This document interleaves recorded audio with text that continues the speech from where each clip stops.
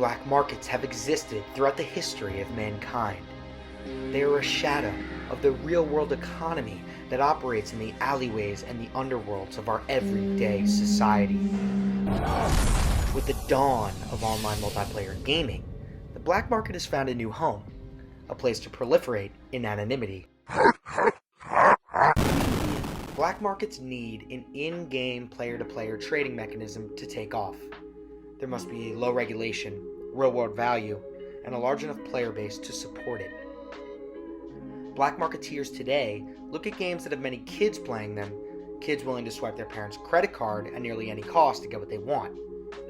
The internet has always been the Wild West, but the marriage of the internet and gaming has created this four-legged flesh-eating fetus ready to corrupt anything in its path.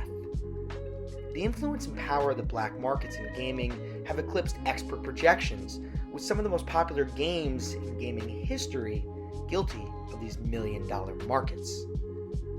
Here are the top 5 most lucrative black markets in video games. Number 5. Rocket League. At first glance, Rocket League might not be the actual video game that you think may have a huge black market, but that's where you're wrong. Rocket League is a vehicular soccer game released originally in July of 2015, for those of you that don't know. The game has evolved into a mainstay of esports, with tournaments with payouts as high as $4.5 million. So how can a game made for kids that's basically a soccer game with cars have one of the biggest black markets in gaming? Well, it allows players to customize their cars and trade the parts to one another. Developers completely control the supply of the items, making them hard to come by, or releasing them maybe once or twice a year. The demand for these items stay high all year long, but there's no supply, creating a gap in consumer supply and demand that black marketeers lick their chops over. Websites have been offering players a place to sell their rare items. The older and rarer items are more coveted and can't be attained through the developer predictably, where players have the option to pay top dollar online, flooding a shadow economy that could easily eclipse $100 million in sales alone in the last 3 years. Coming in at number 4 is DayZ. DayZ is a zombie survival video game set in the Soviet Republic. A mysterious plague has turned most of the population into violent infected. As a survivor, the player must scavenge the world for food, water, weapons, and medicine. Many of the items in this game offer a utilitarian value, which is directly tied to your chances at survival. Once players finish the game, they'll dump all of their belongings onto a server and charge other players around $4.99 to $10 depending on the item. The prices don't fluctuate to super high ceilings like we see in cosmetic-based black market economies. This is a more utilitarian-based black market economy with quote-unquote real-world value because you're using it in the game.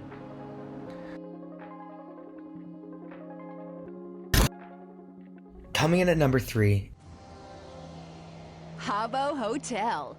Check in and check it out. is Habbo Hotel. Habbo Hotel is described as the, quote, world's largest community for teens, end quote. Kind of creepy already.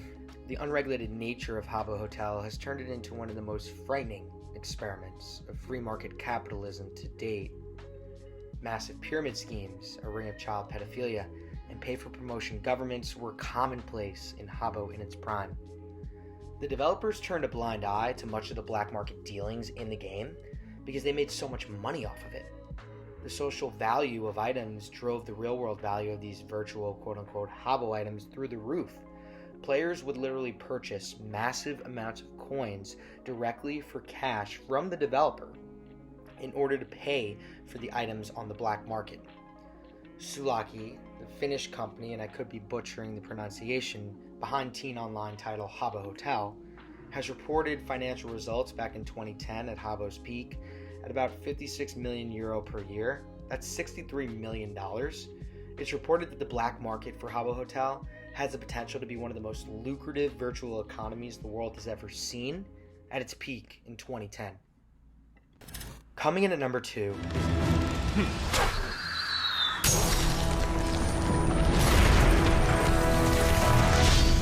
is RuneScape. RuneScape is a massive multiplayer online role-playing game released in January of 2001. The game has had over 200 million accounts created and is recognized by the Guinness World Records book as the largest free MMORPG. Now, the black market economy of RuneScape is no secret. It's notorious to this day, with some of the most creative and entrepreneurial black marketeers coming away with millions of dollars for themselves. Now, one of the most popular ways to exploit in RuneScape at its peak was through the use of bots.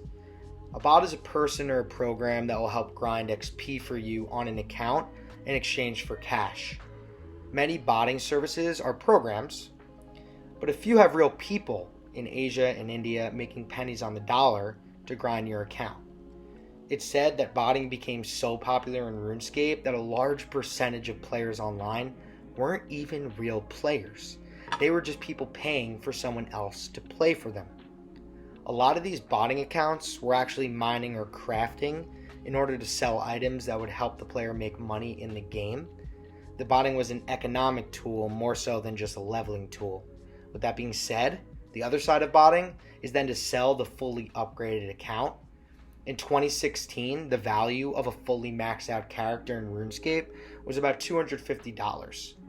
Botters could level an account to max within about 7 to 10 days, and they could bot like 20 to 30 accounts at once.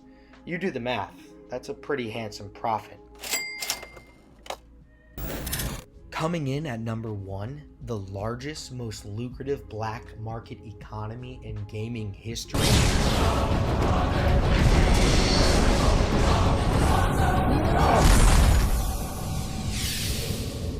is World of Warcraft.